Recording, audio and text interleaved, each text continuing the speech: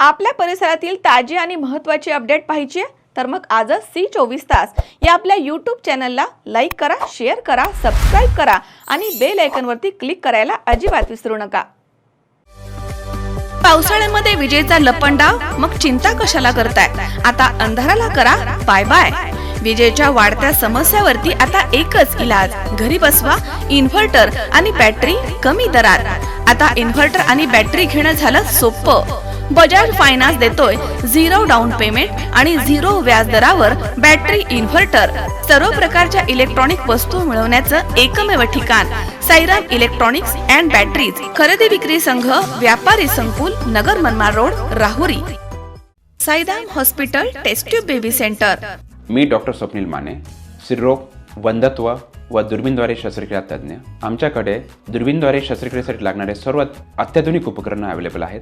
त्यामध्ये 3D 4D camera, तसेच रुग्णांना 10 ते 20 ml रक्तस्राव होतो। पेशंटला खूप आरामदायी ऑपरेशन होतं। सूक्ष्म आजार बाहेर काढले जातात। 10 पटीने पेशंटच्या अवयवांचं निराकरण करता येतं आणि आजाराचं उच्चाटन केलं जातं। साईराम हॉस्पिटल, लॅप्रोस्कोपिक सेंटर आणि test baby centre, court area, Bhagyashree हॉटेलच्या पाठीमागे, राहुरी। इन्फिनाइट बीकॉन, सिस्पे, IB ग्लोबल, झेस्ट, MMC अशा वेगवेगळ्या नावांच्या कंपन्यांमार्फत मुख्य आरोपी नवनाथ अवताडे आणि त्यांच्या इतर संचालकांनी शेअर मार्केटच्या नावाखाली महाराष्ट्रामधील हजारो लोकांकडून आर्थिक घोटाळा केला। हे प्रकरण महाराष्ट्रभर चांगलंच तापलेलं दिसतंय। याच कंपन्यांमार्फत फसवणूक झालेल्या गुंतवणूकदारांसाठी भारतीय जनता पार्टीचे ज्येष्ठ नेते राजेंद्र म्हस्के यांनी लढा उभारला आहे आणि त्या अनुषंगानं त्यांनी गुंतवणूकदारांना आवाहन करून श्रीगोंद्यामध्ये मेळावा आयोजित केला होता। मेळाव्यात बोलताना राजेंद्र म्हस्के म्हणालेत की गुंतवणूकदार भयभीत झाला आहे। आपण आंदोलन सुरू केलं तेव्हापासून संचालक नवनवीन व्हिडिओ, ऑडिओ प्रसारित करून गुंतवणूकदारांना भाबड्या आशेवरती ठेवत आहे। जर खरंच ते रक्कम परत करणार आहेत तर ते फरार का झाले? 6 महिन्यांपासून तारखा देऊन लोकांची दिशाभूल का करतायत? गुंतवणूकदारांना सांगण्यात येत आहे की तुम्हाला रक्कम परत करायची आहे, परंतु रक्कम डॉलर्समध्ये आहे। म्हणजे हा गुन्हा आंतरराष्ट्रीय होऊ शकतो, कारण या प्रकरणी अनेक नवनवीन बेकायदेशीर गोष्टी समोर येत आहेत। या नवनाथ अवताडे आणि त्यांच्या संचालकांना काही लोक पाठीशी घालण्याचा प्रयत्न करतायत। त्यामध्ये लोकप्रतिनिधी, वकील, प्रशासनामधील काही वरिष्ठ अधिकारी आणि पोलीस यंत्रणेचा देखील समावेश आहे। आज जवळपास 500 लोकांनी माझ्याकडे अर्ज केलेत। गुंतवणूकदारांना न्याय मिळवून देण्यासाठी शेवटपर्यंत लढाई लढणार आहोत, असं त्यांनी म्हटलं। दरम्यान यावेळी ॲडव्होकेट शुभम साके म्हणालेत की गुंतवणूकदारांनी भयभीत न होता समोर येणं गरजेचं आहे। हे आरोपी तुमची अजूनही दिशाभूल करतायत। ही लढाई कायदेशीर लढू आणि तुम्हाला नक्कीच न्याय मिळवून देऊ। या मेळाव्यासाठी अंबादास दरेकर, तसेच देवराव वाकडे, कांतीलाल कोथंबिरे, मुकुंद सोनटक्के, माऊली मोठे, अरुण जगताप यांच्यासह शेकडो गुंतवणूकदार उपस्थित होते। आपण ह्या आर्थिक फसवणुकीचा लढा हा दुसरा टप्पा आहे। अर्ज भरून घेण्यासाठी आपण लोकांना आव्हान केलं होतं। मोठ्या प्रमाणावर लोक या ठिकाणी आलेत, त्यांनी फॉर्म भरलेले आहेत। आत्तापर्यंत सुमारे 500 फॉर्म तरी जवळपास माझ्याकडं उपलब्ध आहेत। त्याची अमाऊंट काय आता मी आता कलेक्ट करून सांगू शकत नाही आणि ही सुरुवात आहे। आता या ठिकाणी आपण हा पुढचा लढा, कायदेशीर सल्ला आता त्या ठिकाणी आपल्याला मुलाखत कोथिंबीर साहेबांनी दिली। कायदेशीर लढा घेऊन ही लढाई लढायची तयारी आहे, पण हा विषय हा आंतरराष्ट्रीय गुन्ह्यापर्यंत जाऊ शकतो। ह्याच्यात आज अनेक लोकांनी त्या ठिकाणी सांगितलं की आम्ही तुम्हाला पैसे द्यायला तयार आहोत, पण पैसे डॉलरमध्ये मिळतील।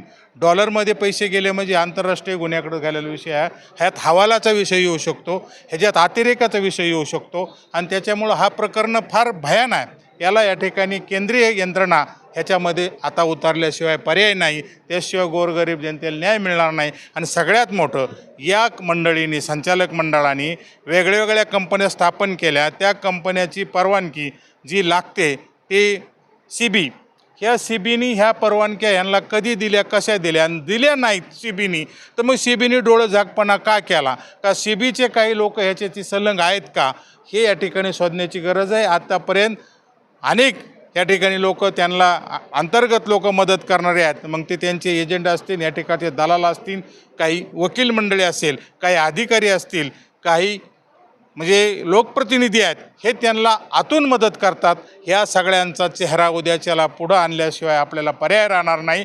आणि हे सगळे लोक ज्यावेळेस दिसतील, समोर येण्याची शक्यता असेल, त्याच दिवशी यांना त्या सगळ्या गोष्टीची भीती वाटणार आहे. आणि ज्या दिवशी हा सगळा विषय, हा लढा म्हणजे आंतरराष्ट्रीय विषय आल्यामुळं हा विषय नुसता श्रीगोंद्याचा नाही, हा राज्याचा नाही, ह्या देशाचा, देशाच्या पलीकडे जाऊन या ठिकाणी लवकरच मी दिल्लीला जाणार आहे. आणि त्या विषयात मला ज्याच्यासंग मुलाखत करते, ज्याला जो विषय मांडायचा त्यांच्यापर्यंत विषय मांडून देणार आहे. पण एकच सांगतो की गोरगरिबाचे पैसे निश्चितपणानं परत मिळेपर्यंत आपण थांबणार नाहीत. थोडा वेळ लागणार आहे, पण न्याय निश्चित मनानं त्या ठिकाणी मिळवणार आहे. आणि न्याय मिळवण्यासाठी तुमच्या सगळ्याची गरज आहे. आणि तुम्ही असंच सगळ्यांनी सहकार्य करावं. हा लढा सगळ्या पद्धतीने लढला जाणार आहे. रस्त्यावर लढला जाणार आहे, कायदेशीर लढला जाणार आहे, सरकार दरबार लढला जाणार आहे. आणि याच्या माध्यमातून लोकाला कसे पैसे मिळतील. आणि पहिले प्राधान्य जे सर्वसामान्य माणसं आहेत, कोंबड्या, मिरची, कांदा हे सगळं विकून टिकून कष्ट करून ज्यांनी पैसे गुंतवलेत त्यांना अगोदर पैसे, ज्यांची लय मोठी आकडे आहेत, ते श्रीमंत आहेत, त्यांना आपण पाठीमागं त्यांचेसुद्धा पैसे मिळवायचे. पण त्यांना पाठीमागं ठेवून त्या ठिकाणी आपण ते पैसे कसे मिळता येतील याच्यासाठी मला प्रयत्न करायचा आहे. आणि आज हे त्याची दुसरी मीटिंग आहे. उद्याचं काय ठरणार आहे ते मी निश्चितपणानं तुम्हाला 2 दिवसात लाईव्ह येऊन सांगेल. मी अनिल चोपडा, मी नगरवरून आलो आहे. तर हे जे इन्फिनिटी सिस्पे ट्रेड्समध्ये जे पैसे लावायला सांगितले ते माझ्या मुलाने लावलेले होते. आणि हे सगळं फसवणुकीचा प्रकार आहे. तर हे बरेच लोक ह्याच्यामध्ये गोरगरीब असो सगळ्या लोकांना यांनी फसवलेलं आहे. तर माझा राजेंद्र मस्के साहेब आबा यांना पूर्ण पाठिंबा आहे. याच्यासाठी आपण केव्हा ते बोलवतील तेव्हा यायला मी तयार आहे. माझी जवळजवळ 19 लाख रुपयाची गुंतवणूक आहे. आत्तापर्यंत 1 लाख रुपये परतावा मिळाला होता. आज या ठिकाणी राजेंद्र आबा मस्के यांनी गेल्या 20 दिवसापासून जे सिस्पेमध्ये लोकांनी ज्यांनी गुंतवणूक केलेली आहे आणि लोक सगळे फसलेले आहेत, त्या संदर्भामध्ये त्यांनी उपोषण करून लढा देण्याचं काम केलेलं आहे. आज लोकांना बोलावून सगळ्यांना मेळावा तयार केलेला आहे. मेळाव्यासाठी सगळे लोक हजर झालेले आहेत. मी सर्वांना म्हणजे लोकांना विनंती करतो आणि सगळ्या गावातले लोक असतील, तालुक्यातले लोक असतील, जिल्ह्यातले लोक असतील, सगळ्यांना विनंती करतो की या सिस्पेमध्ये ज्यांची गुंतवणूक झालेली आहे, कोणी रोख स्वरूपात केलेली असेल, कोणी ऑनलाईन केलेले असतील, कोणी बँकेमार्फत कुठं कागदपत्र रोख दिले असतील, यांनी सगळ्यांनी त्याचे कागदपत्र काढावेत आणि त्याचे ती कागदपत्र आमच्याकडे जमा करावेत. हा लढा संपूर्ण जिल्ह्यामध्ये, तालुक्यामध्ये आपण लढा तयार करणार आहोत. आबाच्या पाठीमागे राहून सगळ्यांनी ह्या लढ्यासाठी सगळ्यांनी सहभागी व्हा. गोरगरीब जनतेचे पैसे गुंतलेले आहेत, ते गोरगरीब जनतेला पैसा मिळाला पाहिजे, हीच आमची भूमिका आहे. त्या भूमिकेसाठी आम्ही आबांच्या पाठीमागं सतत पाठीमागं उभा राहू. लबाड लोकांना पैसे काढून देण्याचा प्रयत्न लोकांसाठी करू. याच्यामध्ये संचालक म्हणून एक अवताडे आपल्या जिल्हा सहकारी बँकेचे संचालक होते, चेअरमनसुद्धा होते अवताडे. जर चांगल्या ठिकाणी काम करणाऱ्या माणसांचे जर अवताडे जर आपल्याला फसवत असेल तर ह्या अवताड्याला बदनाम करायचा नाही, त्याला सोडायचा नाही. अवताडे जर सापडला तर आपण काय करायचं करू, आपण पाहू नंतर. तर सर्वांना विनंती की सर्वांनी प्रत्येक गावात असतील त्यांनी आमच्याकडे फॉर्म आहेत ते फॉर्म भरून द्यावे आणि केसेस दाखल करावेत. सगळ्यात महत्त्वाचं आबांनी जे सांगितल्याप्रमाणे केसेस जर दाखल केला तर ह्याचं रेकॉर्ड तयार होईल आणि शासनाला त्याचं ही करावंच लागेल शासनाला. माझी गुंतवणूक ना, माझा मुलगा फसला थोडा, मॅनेजर कंपनीत आपल्या रोयाला कंपनीत आहे तो, त्या मॅनेजरने त्यांना दबाव आपले टाकातात 2-2 लाख रुपये आपले टाकायला लावले त्यांना. माझी गुंतवणूक नाही. मला बऱ्याच वेळा असे लोक आले माझ्याकडे गुंतवणुकीसाठी, पण मी म्हटलं मला गुंतवणूकच करायची नाही. गुंतवणूक करायला आपल्याला भरपूर मार्ग आहेत, बँक आहे. केलं तर नाही आपण करू, गुन्हा दाखल करू, जर वेळ येईल त्या दिवशी गुन्हा दाखल करू आपण. पण गुन्हा दाखल करून आत्ता सध्या लगेच ती स्टेप उचलण्यापेक्षा आपण त्यांच्या लोकांशी बोलून घेऊ. आपल्याला पैसे मिळणं हे आपलं टार्गेट आहे, गुन्हा दाखल करणं हा नाही. तर आपण अगोदर त्यांची संचालक मंडळ असेल, मालक असेल, माझ्या पद्धतीने मीटिंग घेईल. त्यांचे जे काही एजंट फिरत आहेत आज तालुक्यामध्ये, माझ्या माहितीप्रमाणे जवळजवळ 1300 एजंट आहेत. त्यातले काही एजंट मी जमा करतो. एजंटच जर 1300 आहेत तर खालचे खातेदार किती आहेत, मग ते लाखामध्ये आहेत.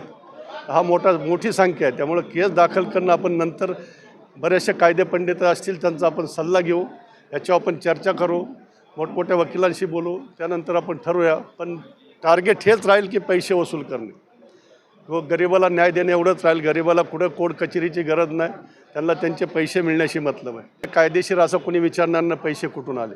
हे पैसे जमा केलेले ह्यांच्याकडे काही करोडो रुपये नाहीत, कुणाचे 10,000 आहे, 50,000 आहेत, 1 लाख आहे, 5 लाखापर्यंत आहेत, 10 लाखापर्यंत आहेत. आणि तेवढी प्रत्येक माणसाची कॅपॅसिटी आहे आज की 10 लाख गुंतवणूक करण्याची. त्यामुळे ते भीती जरी त्यांनी दाखवली कुठून आले पैसे तरी ते सिद्ध करू शकतात. एवढा काय ते मोठा इश्यू नाही.